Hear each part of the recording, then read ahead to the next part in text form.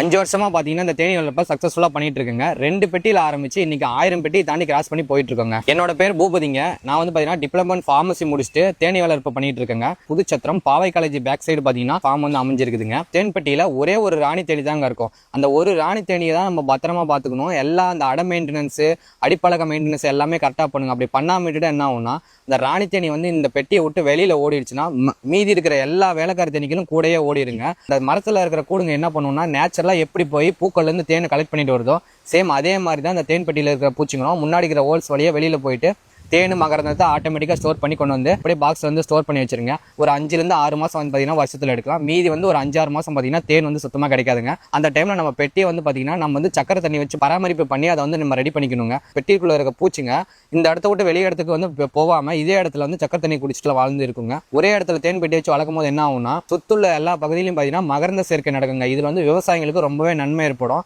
நம்ம வந்து ஃப்ரீயாக பார்த்தீங்கன்னா தேனி வளர்ப்பு ட்ரைனிங் வந்து எல்லாத்துக்கும் கொடுத்துட்டு இருக்குங்க.